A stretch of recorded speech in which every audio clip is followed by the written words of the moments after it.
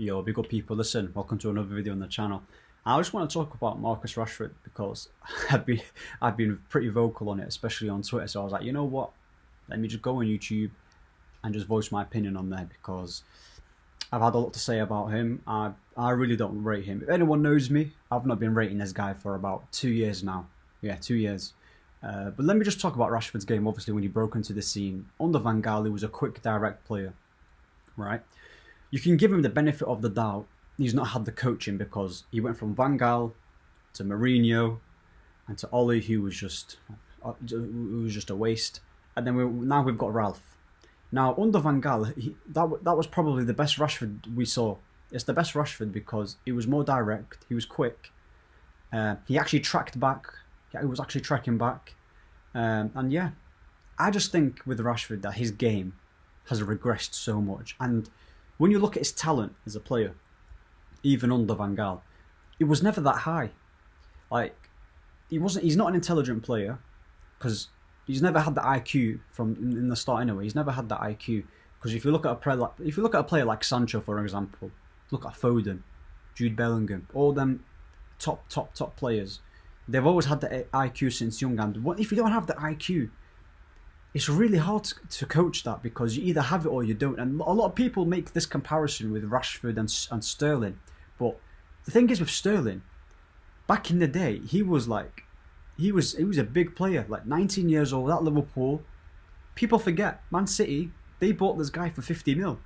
That's equivalent to like 100 million or above in today's market. So that Rashford and Sterling, I can see what they're trying to say, but it's not a good comparison because Sterling's he's had IQ. He's always had IQ, and he's a much better player. I think the only thing that Rashford has over Sterling is the way he strikes the ball. But oh my god, don't even get me started on the way Rashford strikes the ball. He knuckleballs everything. Everything is a knuckleball. Crossing is a knuckleball. Shooting is a knuckleball. Even when he's 1v1, always tries to knuckleball that as hard as he can. There's no play. It's the same with his free kicks. There's no placement with his when it comes to his shooting. He doesn't vary his shooting the way how he shoots. It's always been the same knuckleball, and he's trying as hard as he's trying so much to be like Ronaldo, but he's just not that guy. He never will be. And yeah, obviously when he got his injury, I think it was double fracture. Van Persie was like saying it's a really hard thing to come back from because your game, you're not gonna be the same. And funny enough, Rashford's game ever since was just going down and down and down. His overall game as a player isn't good enough. It's not good enough, and I'll tell you why. The thing is, I've been hearing a lot of reports saying that Rashford's best position is off the left, and we all know why he wants to play off the left because he wants to cut in all the time and shoot. But the thing is, you can't keep doing that.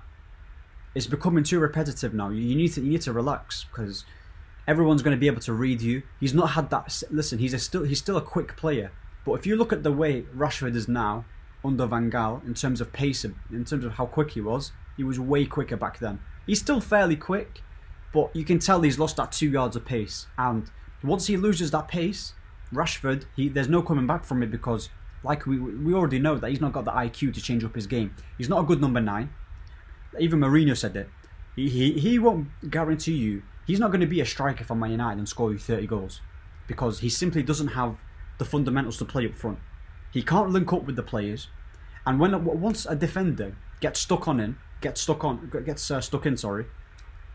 not got the physicality to protect the ball.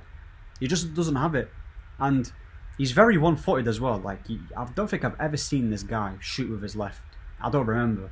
He's not good in the air as well. He's not good in the air, so he can't play up front.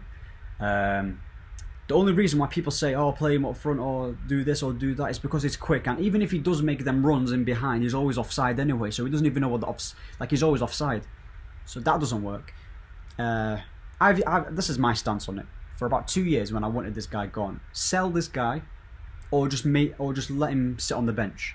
Because even back in the day, he used to track back. And now all of a sudden, I don't know. He feels like, right, listen, I'm Rashford, I don't want to track back anymore. Never, ever tracks back. People were talking, oh, Martial's lazy, Martial's this, Martial's that. But if you think about it, yeah, even last year when Martial wasn't doing well, in terms of his output, bro, he was still defending. That's your number, that's the basics, like when you're playing as a winger.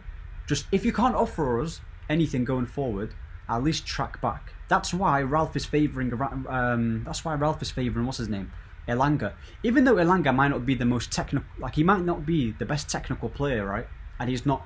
He might not have like a super high ceiling. But listen, in Ralph's probably looking at it like, bro, Elanga's doing his thing. He's doing the basics. He's pressing. He's helping the fullbacks defensively, because people are really quick as well. Because with Dalot, what's it called? I think he's improved tremendously defensively under Ralph. But when he does get when he's out of position as well, and sometimes he, what's it called? A winger gets past him or something. Like any fullback, if you're a fullback and you've got Rashford as your winger, you're just going to be double teamed all the time. So it's not going to help. So yeah, man, Rashford, we need a new right winger. That's my stance on it. We need a new right winger. I'd love a player like Raphinha from Leeds. Obviously Chelsea are interested, so you never know. Even though with the whole Anthony talk, I'd love Anthony. I've been watching a few Ajax games and this guy's amazing. So that's if we get Ten Hag though. So that's my view on the whole Rashford situation. I'd sell him. I'd take 50 mil. I'll take 50 mil. I'd even take. Would I take 40 now? That's a bit too much. I'll take 50 mil. I'll take 60. I just think this guy's not good enough anymore, and he's not. And the thing is, last season, and this is why I didn't get carried away, because if you look at his numbers last season, they were. You look at them on paper, and you're gonna be thinking, oh my god, this guy's the best winger. But last season, the thing is, when you're playing under Ole Gunnar Solskjaer, when we were playing under Ole Gunnar Solskjaer, right, Rashford and what's his name, Bruno, both benefited, but just because of how Ole wanted to play. Get the ball to Bruno, over the top to Rashford. Rashford gets in behind goal, always playing on the counter attack. Now with Ralph, he's trying to implement his own philosophy. Rashford is struggling as well, and he's not been playing. So Rashford, them stats that he was getting last season, yeah, they were nice, but they were covering it up because his overall performance wasn't good for 90 minutes. Like, you can't just pick out. So if a player has a bad 80 minutes and then he gets an assist or something in the 90th minute, you can't give him man of the match because he got an assist or say he was amazing. Can't be picking out moments in the game. You have to analyse the whole performance of the match. So I think people get carried away with these numbers, man. Like, listen, yes, the numbers are important for what's it called when it comes to forwards, but you can't just judge them just basically on stats. You have to look at the overall performance. So Rashford overall isn't good enough. He just isn't good enough. Off the bench, he can be a threat off the bench because obviously teams that get tired and then boom, counter-attack. He gets a goal. Just like how we played. Rashford came off the bench. I think it was against, was it West Ham? I think when Martial came on and then Martial drove and then Cavani passed it to Rashford. I can't remember what that game was, but that's a good example of when you should bring Rashford on. But I would 100% sell Rashford.